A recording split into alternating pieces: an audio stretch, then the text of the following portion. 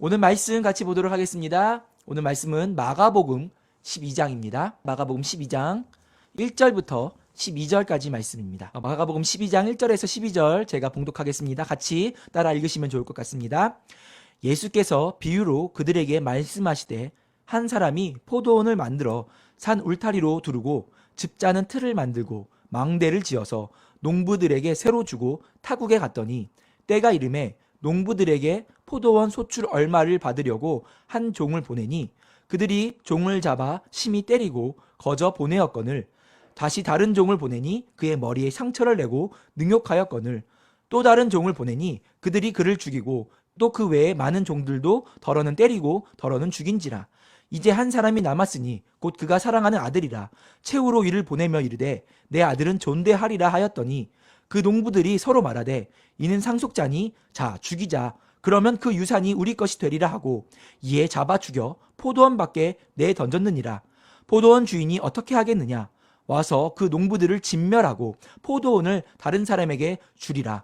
너희가 성경에 건축자들이 버린 돌이 모퉁이의 머릿돌이 되었나니 이것은 주로 말미암아 된 것이요 우리 눈에 놀랍도다 함을 읽어보지도 못하였느냐 하시니라. 그들이 예수의 이 비유가 자기들을 가리켜 말씀하심인 줄 알고 잡고자 하되 무리를 두려워하여 예수를 두고 가니라. 아멘. 오늘 말씀 마가복음 12장 말씀 자세히 살펴보도록 하겠습니다. 오늘 말씀은 지난주 우리가 봤던 11장과 계속해서 이어지는 내용입니다. 특별히 지난 11장은 사순절, 그리고 그 사순절에 있는 고난주간, 그리고 우리가 지난주에 봤던 내용은 고난주간 속에서도 화요일 날 있었던 내용이라고 이야기를 했습니다. 오늘도 같은 날입니다. 그리고 같은 장소입니다. 화요일 날 성전에서 있었던 이야기입니다. 12장 1절부터 자세하게 좀 살펴보고 싶습니다. 자세히 보도록 하겠습니다. 1절 한 번 더 읽겠습니다.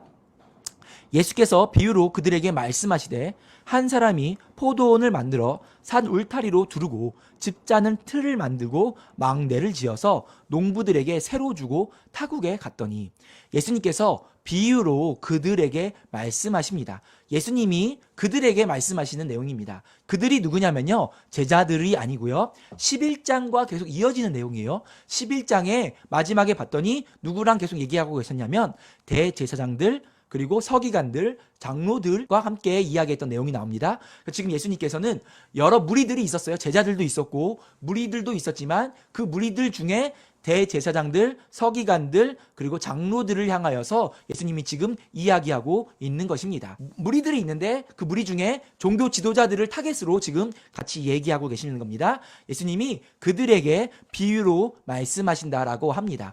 비유가 헬라어로요, 파라볼레라는 단어입니다. 파라볼레. 이 파라볼레가 또 합성어예요.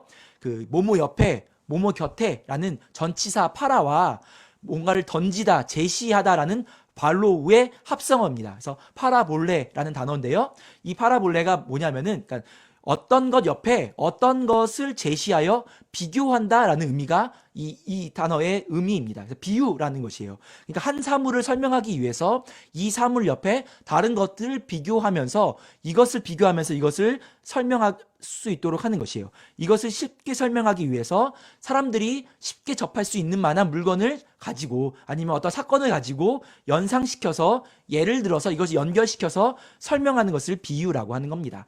예를 들어서 아주 쉽게 문성원 목사님은 원빈처럼 생겼다. 뭐 이런 게 파라볼레의 비유입니다. 갑자기 여러분들의 표정이 상상이 됩니다. 지금 상상이 됩니다. 이 비유가 문성원 목사님은 원빈처럼 또는 장동건이나 또 이런 그 어떤 연예인들처럼 생겼다라고 말할 때에 그것을 파라볼레 비유라고 이야기하는 것입니다. 네, 죄송합니다. 자, 다시 본문으로 들어와서 예수님께서 그 비유로 얘기를 하시는데요. 그 비유를 그 당시에 쉽게 접할 만한 것을 예를 드는 게 비유거든요. 그러니까 지금 오늘의 이야기도 그 당시에 쉽게 들어볼 만한 이야기였어요. 그러니까 예수님 당시에 타국이나 타지에 체류하고 있는 부자가 있었어요. 부자 지주가 자기의 땅을 농사짓는 소작농에게 맡겨놓고 타국에 체류하고 있을 때에 이 소작농과 이 주인이 갈등했던 내용들이 심심치 않게 그 당시에 실제로 있었어요. 예수님께서 그 이야기를 지금 비유를 들어서 지금 이 앞에서 모두가 이해할 만한 이야기들을 지금 설명하고 있는 것 같습니다. 자, 오늘의 이야기는 무슨 이야기냐? 어떤 이야기냐면 어떤 사람이 포도원을 만들었어요. 그 포도원을 만들고 그 포도원에 울타리를 둘렀습니다. 울타리를 둘렀어요. 포도원 주변을 이렇게 둘렀죠. 보호하려고 다른 것으로부터 보호해서 울타리를 두르고 그 다음에 포도즙을 짤 수 있는 틀을 만들어 놓고 그리고 망대 주위를 살피기 위해 높이 세워놓는 어떠한 그런 탑이나 대를 말하는 게 망대예요. 그래서 주위에 그 망대를 세워놓고 그것을 잘 만들어놨어요. 그러니까 포도원이 운영이 될 수 있도록 좋은 어떤 포도원의 시스템, 포도원이 운영을 잘할 수 있도록 포도원의 그 시스템을 다 갖춰놓고 농부들에게 맡겨놨습니다. 세를 줬죠. 맡겨놓고 타국으로 떠나갔습니다. 쉬운 성경은 번역에 여행을 떠났다라고 번역을 합니다. 이 이야기가 오늘의 주제입니다. 근데 이 비유는요, 오늘 먼저 서두에서 설명하자면 오늘 여기서 나오는 포도원을 만든 사람은 하나님을 얘기해요. 포도원의 주인은 하나님을 의미하고요. 이 시스템을 다 갖춰놓고 농부들에게 빌려줬는데 이 소작 농부들은 이스라엘의 지도자, 지난주에 봤던 그 대제사장들 그리고 서기관들, 장로들을 의미합니다. 2절 말씀을 보도록 하겠습니다. 제가 읽겠습니다. 때가 이름에 농부들에게 포도원 소출 얼마를 받으려고 한 종을 보내니. 자, 이제 주인이 포도원을 다 만들어 놓고 농부들에게 세를 주고 타국으로 떠나갔어요. 자, 그 상태에서 때가 이렇습니다. 시간이 지났어요. 자, 예전에 제가 한번 설교했을 때도 이야기한 적이 있는데 헬라어에 시간을 나타내는 단어가 두 개가 있습니다. 두 가지가 있는데 카이로스와 크로노스라는 단어가 헬라어로 그 시간을 나타내요. 자, 크로노스는 보통적인 시간, 그러니까 흘러가는 일반적 시간을 의미합니다. 근데 이제 카이로스라는 단어는 그 정해진 시간, 그때 주일 11시 예배 그 시간을 의미하는 게 카이로스라는 단어예요. 오늘 여기서 때가 이름에 이 카이로스라는 단어가 쓰였습니다. 그러니까 그냥 흘러갔던 시간이 아니라 정해진 시간, 그리고 아마도 주인과 그 맡겨놓은 그 농부들 안에 그 약속된 시간이 있었던 것 같아요. 열매를 맺고 그 열매를 수확하고 받아낼, 그러니까 어떤 월세를 받는 그 임대료를 받는 그때가 이른 것이에요. 그래서 아마도 포도원이 포도가 자라서 열매를 맺고 수확을 맺는 어떤 수확의 시기였던 것 같습니다. 그때가 이르렀어요. 그때가 이르러서 이 주인이 그 농부들에게 포도원에 있는 그 열매, 그 소출을 받으려고 종을 보냈습니다. 자, 좀 전에 이야기했지만 포도원 주인은 하나님, 농부들은 이스라엘의 지도자들, 종교 지도자들, 그리고 이제 등장한 종은 하나님께서 보낸 선지자들을 의미하는 것이에요. 자, 그런데 3절 보겠습니다. 3절. 그들이 종을 잡아 심히 때리고 거저 보내었거늘. 자, 그런데 주인이 종을 보냈는데 농부들이 그 주인이 보낸 종을 심히 때리고 거저 그냥 빈손으로 돌려보냈어요. 주인이 종에게 열매를 가져오려고 했는데 갑자기 막 때리고 빈손으로 돌려보낸 것입니다. 그뿐이 아닙니다. 4절 5절 말씀 계속 읽겠습니다. 4절 5절. 다시 다른 종을 보내니 그의 머리에 상처를 내고 능욕하거늘. 또 다른 종을 보내니 그들이 그를 죽이고 또 그 외 많은 종들도 덜어는 때리고 덜어는 죽인지라. 자, 그런데 종을 그냥 보낸 것뿐만 아니라 주인이 계속 종을 보냈는데 종을 잡아다가 때리고 머리에 상처를 내고 능욕했대요. 아마도 능욕했다는 게 여러분 뭐 그 당시에도 마찬가지겠지만 우리나라도 조선시대 때에 뭐 이렇게 그 사신을 보냈을 때에 사신을 능욕할 때에 사신에 막 수염을 깎고 머리를 잘라버리고 막 이런 행동을 하지 않습니까? 아마도 그랬던 것 같아요. 종을 뭐 옷을 벗겼거나 머리를 자르고 수염을 막 깎아버리고 부끄럽게 만들어 놓고 돌려보내고 그뿐 아니라 5절에 보니까 죽이기까지 했다라고 합니다. 죽이고 그냥 여러 명도 계속 죽였다라고 이야기를 합니다. 자, 그래서 6절 말씀 같이 보겠습니다. 6절. 이제 한 사람이 남았으니 곧 그가 사랑하는 아들이라 채우로 이를 보내며 이르되 내 아들은 존대하리라 하였더니. 자, 이제 한 사람이 남았는데요. 그 사람은 포도원 주인이 사랑하는 아들이라고 표현하고 있습니다. 이 주인이 이제 마지막으로 그의 아들을 보냅니다. 오늘 본문에 사랑하는 아들이라고 표현되어 있는데요. 헬라어로 뭐라고 쓰냐 아가페톤이라고 써 있는데 이것이 아가파토스가 원형이에요. 아가파토스, 아가페라고 들어보셨죠? 사랑이라는 아가페. 여기서 아가파토스, 이 아가파토스의 뜻이 뭐냐면요, 친애하는, 보고 싶은, 사랑스러운, 마음을 끄는, 뭐 달콤한, 뭐 반가운, 만족스러운 이런 뜻을 가진 단어가 야가파토스라는 단어니까. 그러니까 지금 이 주인이 보낸 아들이 주인하고 얼마나 깊은 관계에 있는지를 지금 이야기를 하고 있는 것입니다. 그래서 이 각별한 관계에 있는 아들을 이제 보내면서 이 주인이 이 아들은 이제는 이 종들이 존대할 것이다. 쉬운 성경에 보니까 존중하리라 라고 번역했는데요. 이제 존중할 것이다 라고 생각하면서 보냈습니다. 자, 그리고 7절 말씀 보도록 하겠습니다. 7절. 그 농부들이 서로 말하되 이는 상속자니 자 죽이자. 그러면 그 유산이 우리 것이 되리라 하고. 자, 주인은 이제는 종을 보내다가 아들까지 보냈어요. 자, 그런데 포도원의 주인의 생각과는 다르게 농부들이 오히려 그 아들을 죽이려고 합니다. 자, 이제 보세요. 왜 계속 이 농부들이 종을 죽이고 아들까지 죽이려고 했냐면요. 이 농부들이요. 자신들이 이 땅을 차지하고 싶었던 거예요. 자, 근데 왜 차지하려고 했냐면요. 그 당시에 어떤 그 전해 내려오는 어떤 문헌인들이나 전승에 의하면 그 당시에 상속자가 없는 땅, 그리고 3년 이상 오랫동안 주인이 그 땅의 소유를 그 주인이 그 땅의 어떤 열매 소출을 얻지 않고 소유권을 주장하지 않으면 그 땅은 주인의 것이 아니라 그 실제로 경작하고 있는 사람들의 땅이 돼버리는 법이 있었던 거예요. 이해되시나요? 그러니까 주인이 소작농하고 왜 주인이 계속 갈등이 있냐면요. 주인이 오랫동안 이 땅을 차지하지 못하도록 막으면 그 땅이 이제 소작농의 땅이 돼버리는 것이에요. 그렇기 때문에 지금 이 농부들이 주인이 보낸 종들을 계속 죽이고 없애하고 열매를 주지 않고 아들까지도 죽여서 그 상속자를 없애서 그 땅을 자신들이 차지하려고 생각했던 것입니다. 이해되시겠죠? 그래서 지금 이러고 있는 것이에요. 자, 8절 같이 읽겠습니다. 8절. 이에 잡아 죽여 포도원 밖에 내 던졌느니라. 자, 그리고 농부들이 그 아들을 죽이고 포도원 밖으로 던져버렸습니다. 시신을 던져버린 거예요. 아주 끔찍한 일이 벌어진 거죠. 심심치 않게 그때 있었던 내용들입니다. 자, 9절 말씀 읽겠습니다. 9절. 포도원 주인이 어떻게 하겠느냐? 와서 그 농부들을 진멸하고 포도원을 다른 사람들에게 주리라. 자, 예수님께서 비유로 이 포도원 이야기를 하신 후에 듣고 있던 자들, 그 종교 지도자들, 대제사장들, 서기관들, 장로들에게 질문을 던지시는 거예요. 야, 농부들이 주인의 땅을 빼앗고 종들을 죽이고 심지어 아들까지 죽인 그 상황 속에서 그럼 그 주인은 이제 어떻게 할 것이냐라고 묻는 것이에요. 지금 이 비유를 듣고 있는 그 자들에게 그 자들이 충분히 예상할 수 있는 결론을 내릴 수 있는 결론을 질문하시면서 그 지도자들이 마음이 뜨끔거리게 만드는 거죠. 야, 어떻게 할 거야? 너 이제 알 거 아니야. 주인이 어떻게 하겠니? 라고 묻는 것이에요. 여러분이 주인이라면 어떻게 하시겠습니까? 제가 주인이라면 찾아갈 것이에요. 주인이라면 가만히 있지 않겠죠? 절대로 가만히 있지 않고 군사들을 이끌고 와서 농부들을 다 죽이고 그럴 것입니다. 자, 오늘 말씀에 뭐라고 합니까? 농부들을 진멸한다고 해요. 완전히 멸절시킨다는 거죠. 그리고 그 포도원을 다른 합당한 자에게 넘겨줄 것이다 라고 지금 예수님이 말하고 계십니다. 자, 10절 11절 말씀 같이 읽겠습니다. 10절 11절. 너희가 성경에 건축자들이 버린 돌이 모퉁이의 머릿돌이 되었나니 이것은 주로 말미암아 된 것이요 우리 눈에 놀랍도다함을 읽어보지도 못하였느냐 하시니라. 자, 예수님께서 성경을 인용하고 계십니다. 예수님께서 지금 건축자들의 버린 돌이 모퉁이의 머릿돌이 되었다라는 이 성경 구절 시편 118편 22절 23절에 나와 있어요. 자, 읽어드릴게요. 건축자가 버린 돌이 집 모퉁이의 머릿돌이 되었나니 이는 여호와께서 행하신 것이요 우리 눈에 기이한 바로다.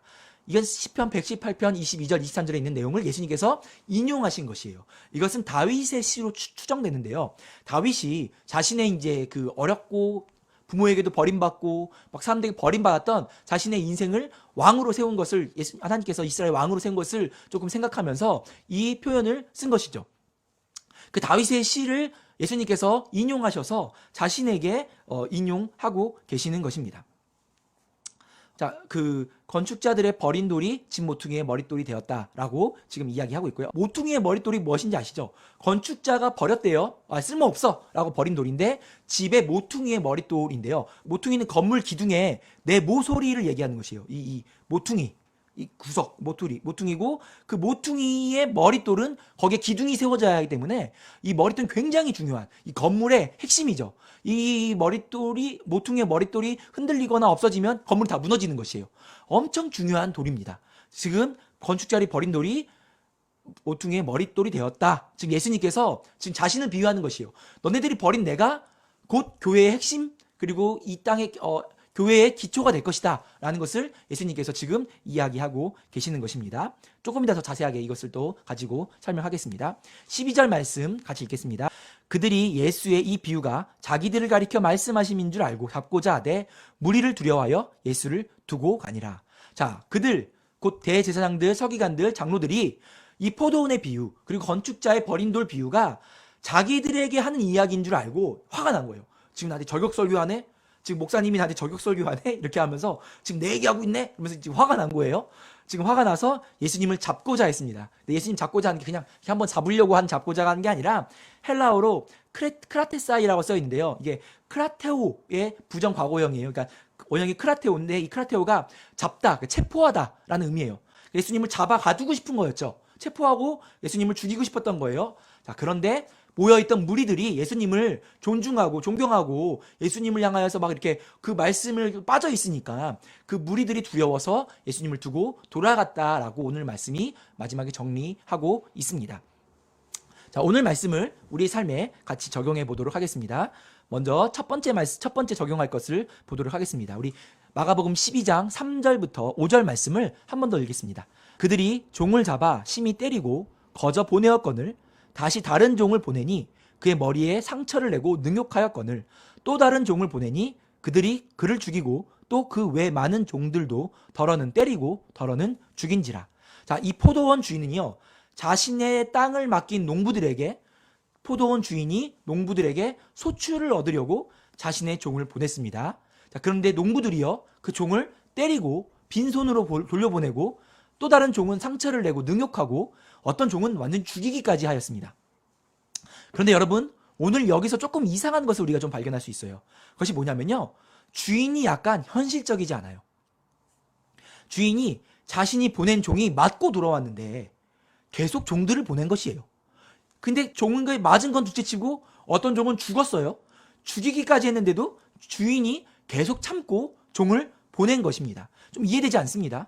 종을 몇 번 보냈는데 종이를 몇 번 보낸 상황 속에서 종이 다치고 죽고 돌아올 때에, 그럴 때에는 바로 가가지고 어떻게 해야 되는데 계속 보내는 거예요. 종을 계속 보내. 이상하지 않습니까? 약간 뭔가 이해되지 않는 상황이 벌어집니다. 자, 제가 서두에 이 주인이 하나님이라고 했어요. 그리고 이 종들은 하나님의 말씀을 대언한 선지자들입니다. 자, 근데 참 이상하게도 하나님이 그러신 것이에요. 여러분, 현실적이지 않게, 이상하게, 우리의 생각과는 다르게 하나님이 그러신 것입니다. 여러분요, 오늘 말씀에서 우리가 이해할 수 있는 것이에요. 그것이 뭡니까?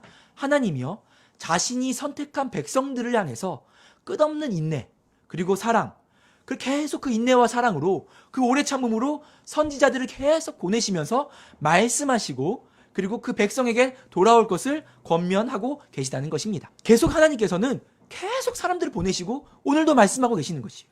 여러분, 우리 환승교회에서 마가복음을 강해하기 전에 호세아서를 강해했어요. 호세아서를 처음부터 끝까지 강해하였습니다. 그리고 우리가 이 호세아서를 통해 하나님의 마음을 살펴봤어요. 하나님께서 그 오래 참으심으로 백성을 대했던 것을 우리가 살펴봤습니다. 여러분, 뿐만 아니라 오늘날도 마찬가지예요. 호세아서뿐만 아니라 마가복음 때뿐만 아니라 오늘날도 하나님께서는 계속 당신의 종들을 향하여서 사람들을 보내셔서 우리들에게 회개를 촉구하시고 하나님께로 돌아올 것을 거듭 요청하고 계시다라는 것입니다. 하나님 오늘요, 지금도 저를 통해서, 이 시간을 통해서 우리에게 돌아올 것을 요청하고 계시는 것이에요. 주님께로 열매를 맺게, 하나님이 원하시는 그 열매를 맺도록 계속 요청하고 계신다는 것입니다.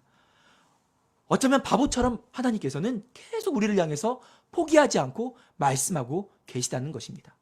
우리가 하나님의 말씀을 거부해도, 우리가 하나님의 말씀을 능욕해도, 우리가 하나님의 말씀을, 하나님의 뜻을 멀리하고 대적해도 하나님은 계속해서 오늘도 말씀하고 계시다는 것입니다. 여러분, 기억하십시오. 하나님은 계속해서 우리에게 말씀하고 계십니다. 근데 여러분, 좀 신기하지 않습니까? 하나님은 우리에게 계속 말씀하세요. 자, 근데요, 하나님은 종들을 계속 보내십니다. 근데 하나님은 그렇다 쳐요. 종은 뭐예요? 종은 너무 억울하지 않겠습니까? 여러분 종이라고 한번 생각해 보세요. 여러분보다 먼저 간 종이 맞고 돌아왔어요. 여러분보다 먼저 간 종이 죽었습니다. 여러분, 가고 싶겠습니까? 그곳에?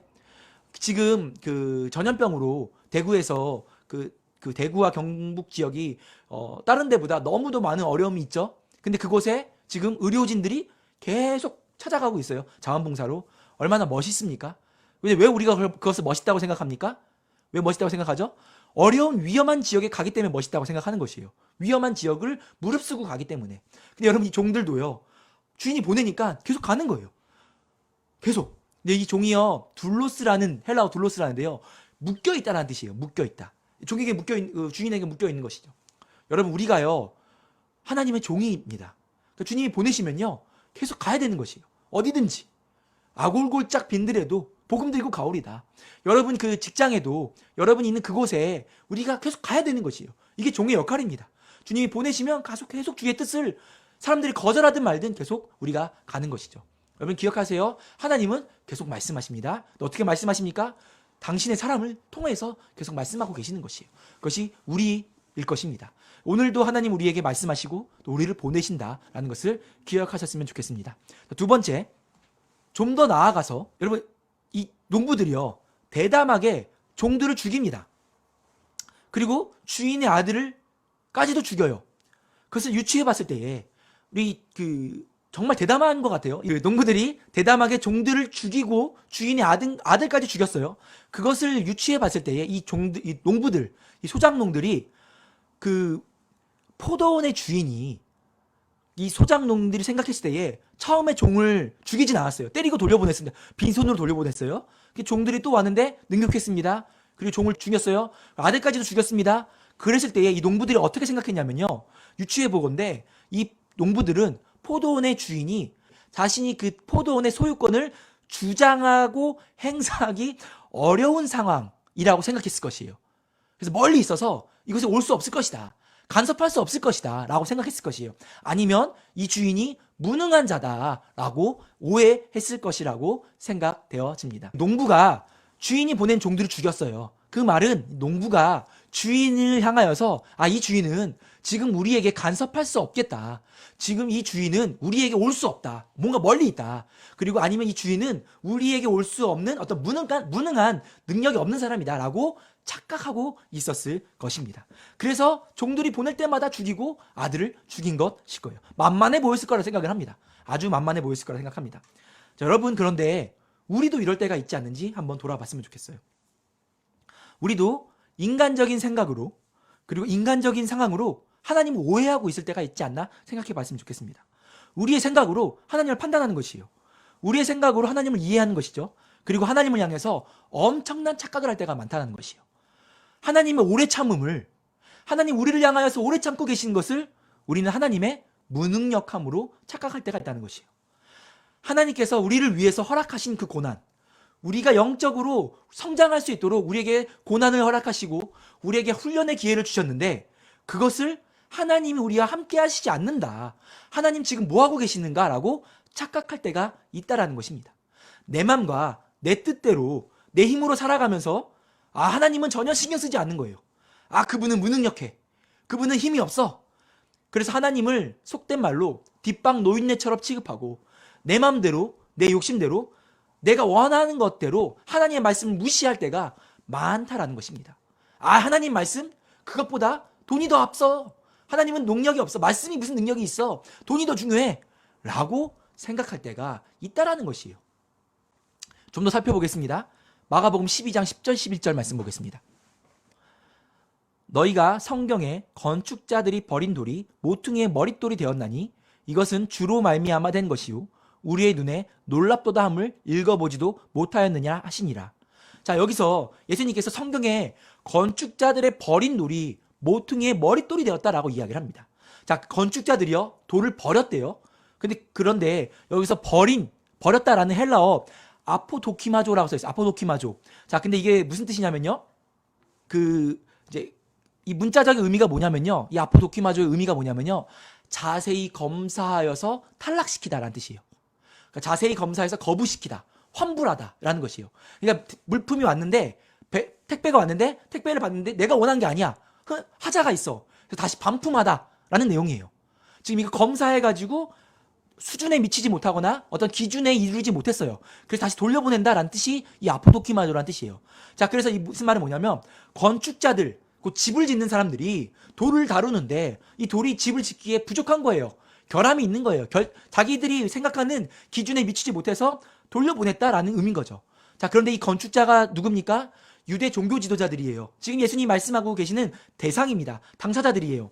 그들을 의미하는 것입니다. 다시 말해서 하나님의 나라를 건설한다고 하나님께서 사명을 부여했고 그들이 그렇게 하나님의 나라를 이끌어가고 있다고 자부하고 있는 유대 종교 지도자들이 자신들의 관점, 자신들의 생각, 자신들의 판단, 그것이 예수님을 봤더니 자신들의 생각과 예수님이 어울리지 않는 것이에요. 그들이 여태까지 지켜온 율법들, 관행들, 관습들, 그들이 만들어 놓은 시스템, 조직, 그들의 영향력을 예수님께서는 한순간에 부정하고 거부하고 계시기 때문에 예수님을 받아들일 수 없는 것이에요. 자신들의 생각에 예수님은 거절을 시키는 거죠. 버린 것이에요. 그래서 예수님을 잡아 죽이려고 하고 어떻게 해서든지 예수님을 없앨 궁리를 지금 이 자들이 한 것입니다. 근데 여러분, 우리도 그렇다는 것이에요. 우리도 우리의 생각으로, 우리의 간접으로, 우리의 관습으로, 우리들의 시스템으로, 우리들의 문화와 우리의 조직으로 예수님과 하나님의 역사를 판단하고 부정하고 거부할 때가 있다는 것입니다. 여러분 어떻습니까? 여러분의 생각으로 주님의 말씀을 판단할 때가 있지 않습니까? 여러분의 생각으로 여러분의 인생을 이끌어갑니까? 아니면 주님의 말씀에 여러분의 인생을 맡기십니까? 여러분의 생각으로 주님의 말씀을 판단하고 계십니까? 무엇이 위에 있습니까? 여러분의 인생에 뭐가 권위자예요? 여러분의 생각이 더 권위가 있습니까? 여러분의 생각과 여러분의 문화와 여러분의 조직이 여러분에게 더 권위가 있습니까? 아니면 주님의 말씀이 여러분의 인생의 위에 있습니까? 주님의 말씀이 우리의 문화 위에 있습니까?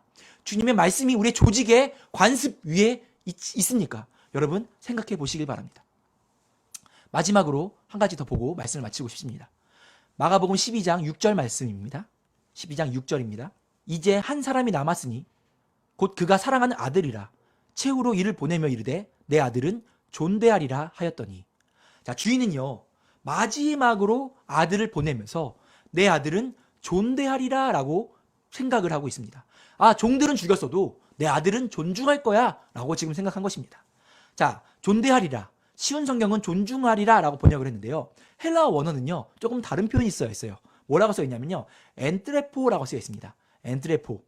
이거 엔트레포의 미래형으로 쓰여져 있는데요, 이 원형 엔트레포가 뭐냐면요, 뭐뭐 안에라는 의미가 있는 전치사, 그러니까 인, 영어로 인, 헬라어로 n이에요. n. 그 n과 돌다라는 뜻의 동사 트레포가 합성어예요. 그래서 엔트레포, 그러니까 뭐뭐 안에서 돌다라는 뜻이겠죠, 이 합성어대로 하면은.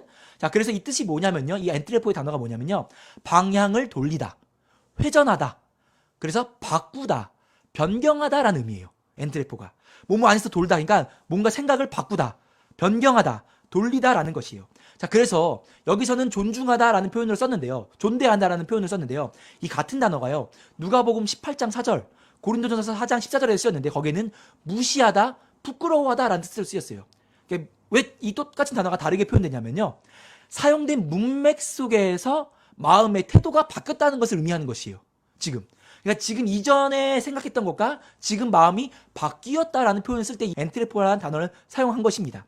다시 말해서 오늘 이 비유 속에 농부들이, 이 유대 지도자들이 완악한 마음, 종들을 죽이고 하나님의 말씀을 무시하고 선지자들을 죽이기까지 했는데, 하나님께서는 이 주인은 그의 아들 곧 예수 그리스도를 보냈을 때에 그 예수 그리스도는 통해서는 마음을 바꿀 거야 라고 생각한 것이에요.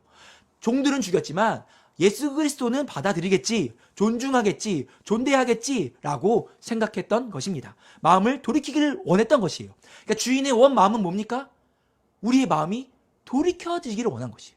우리의 마음을 바꾸기를 원하신 거죠. 하나님께서 예수님 이 땅에 왜 보내셨습니까? 맞아요. 예수님께서 하신 일이 있으십니다. 성경에 보니까 마귀의 일을 멸하시려고 예수님 보내셨어요.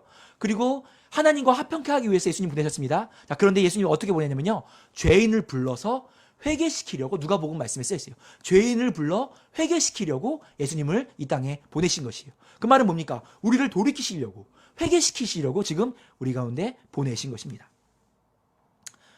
여러분, 하나님이요, 우리가 하나님의 말씀을 멀리하고 그 역사를 능욕하고 열매를 원하는 주님께 열매를 하나도 주지 않고 빈손을, 열매가 하나도 없게 주님께 열매를 드리지 않고 오히려 우리의 욕심을 채우려고, 우리의 마음대로 살려고 우리가 막 그런데도 여전히 주님은 오래 참고 계세요.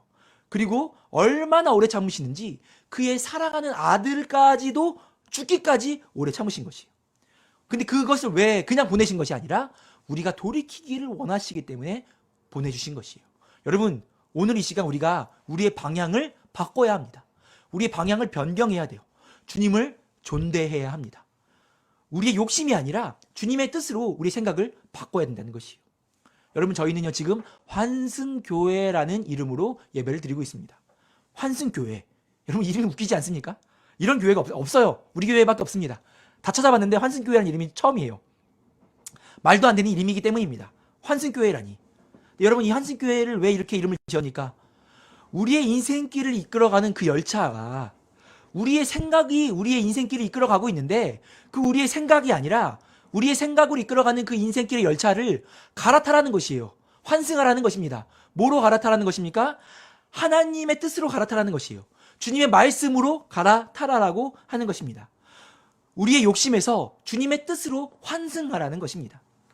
여러분, 오늘 우리의 뜻과 우리의 의지가 주님의 말씀과 주님의 뜻으로, 우리의 생각과 우리의 욕심이 주님의 나라와 주님의 의로 환승되어지기를 예수님의 이름으로 축복합니다. 주님을 존중하고 존대하는 여러분 되시기를 축복합니다. 내 생각을 존중하는 것이 아니라, 내 생각을 따라가는 것이 아니라 주님을 존대하고 주님을 존중하고 주님을 의지하는 여러분 되시기를 축복합니다. 정말 축복합니다. 그렇게 주님의 나라로 환승하는 여러분 되시기를 축복합니다. 말씀을 정리합니다. 여러분 기억하십시오. 주님은 여러분들을 오래 참으십니다. 계속 보내주세요. 계속 말씀하십니다. 여전히 말씀하세요. 그리고 주님께서는 그 말씀하신 이유가 뭡니까? 돌이키기를 원하시는 것이. 우리가 주님께로 돌이키기를 원하시는 것입니다. 그런데 여러분, 마지막으로 정리하면서 한 가지만 더 얘기하고 싶습니다. 우리가 기억해야 할 것이 있어요. 주님의 끈질긴 부르심, 오래 참으심은 계속 정말 오래 참고 우리에게 계속 그의 사랑을, 그 주님 말씀을 계속 보내주세요. 근데 그 말씀이요, 끝이 있다라는 것이에요. 언젠가는 멈춘다는 것이에요. 그때가 온다라는 것이에요. 바로 예수님 다시 오실 그날, 재림의 그때에 우리는 언제인지는 모르지만 주님 다시 오실 그날에, 그날까지 우리를 부르시고 계시고 그날 이후로는 심판이 기다리고 계신다는 것입니다. 여러분, 오늘 이 마가복음 12장 1절에서 12절의 내용은 심판의 비유예요. 심판의 비유. 주님께서는 우리에게 오래 참고 계시지만 그날이 이를 것이다라는 것을 얘기하고 계시는 것입니다. 주님의 그날이 이르기 전에 언제 올지 전혀 모릅니다. 오늘 밤이 될지 내일이 될지 우리는 몰라요. 주님의 그날이 언제 올지 모르기에 우리가 지금 이 순간 우리가 주님 앞에 돌이키고 주님 앞에 우리의 생각이 아니라 주님의 뜻으로 주님을 존대하며 살아가는 저와 여러분에게를 축복합니다. 감사합니다. 우리 함께 같이 기도하고 싶은데요. 우리 같이 이 시간에 함께 같이 좀 짧은 시간이지만 한 30초에서 1분 정도 함께 기도했으면 좋겠습니다. 여러분 기억하십시오. 주님은 오늘도 여러분에게 말씀하고 계십니다. 주님은 지금 이 순간에도 여러분에게 하나님의 사람을 보내주고 계세요. 근데 우리는 계속 그게 우리 마음에 들지 않는다고 능욕하여서 버리고 거절하고 대적하고 심지어 죽이기까지 할 때가 있습니다. 듣기 거북하다고 그렇게 하면서 계속 멀리할 때가 있다라는 것입니다. 이 시간에 우리가 같이 조금 주님께 우리의 죄를 회개하면서 돌이키기를 소원합니다. 주님, 이제는 내 욕심이 아니라, 내 생각이 아니라, 내 방법이 아니라 하나님의 뜻으로, 하나님의 방법으로, 하나님의 나라로 내가 변경하여서 주님을 존대하면서 살아가겠습니다라고 우리가 다짐하면서 우리가 이 시간에 함께 같이 좀 기도했으면 좋겠습니다. 같이 기도하시겠습니다. 하나님, 이 시간 주님께 회개합니다. 주님, 우리가 이 종들처럼, 이 농부들처럼 주님께서, 하나님께서 보낸 종들을 하나님께서 계속 말씀하시고 보내셨는데 계속 거절하고 멀리하고 하나님 대적하고 하나님 내 뜻과 내 방법대로 살려고 했던 모든 죄악들을 이 시간에 회개합니다. 주여 용서하여 주시고 이제 내 생각과 내 방법이 아니라 주님을 존대하며 살아가게 하옵소서. 주님을 따라가며 살아가게 하여 주시옵소서. 주님만으로 소망을 삼으며 살아가게 하여 주시옵소서. 주님만 의지하게 하여 주시옵소서. 주님 도와주시옵소서. 주님 이끄시옵소서. 하나님, 오늘도 우리 가운데 말씀하여 주셔서 감사합니다. 우리가 깨닫든 깨닫지 못하든 계속해서 우리에게 말씀하시고 하나님 손을 내미시며 하나님의 뜻을 말씀하여 주시고 하나님 그의 사랑하는 아들 예수 그리스도를 이 땅 가운데 죽기까지 우리 가운데 보내심을 감사를 드립니다. 하나님 주님 우리를 사랑하셔서 오래 참으셔서 우리에게 계속 말씀하시지만 우리는 계속 우리의 생각과 욕심으로 우리의 세상의 관습대로 세상이 말하는 대로 주님의 뜻을 거절하고 우리의 생각대로 살 때가 너무도 많았습니다. 그것들을 죄악으로 여기고 이 시간에 회개하며 돌이키오니 주여 우리를 용서하여 주시옵소서. 이제는 우리의 생각과 우리의 방법이 아니라 우리의 뜻이 아니라 우리의 욕심이 아니라 우리의 관습과 우리가 거해 있는 조직의 어떠한 관습 이 땅의 문화가 아니라 주님을 존대하고 주님의 뜻을 따르며 주님의 생각을 따르는 그 길로 환승하여서 살아가도록 이 시간 우리가 다짐하고 결정합니다. 주님 우리의 오늘 이 기도의 고백 가운데 역사하여 주시고 성령님 우리를 인도하여 주셔서 우리의 삶에 하나님의 나라가 온전히 이루어지도록 인도하여 주시옵소서. 감사합니다. 예수님의 이름으로 기도드립니다. 아멘.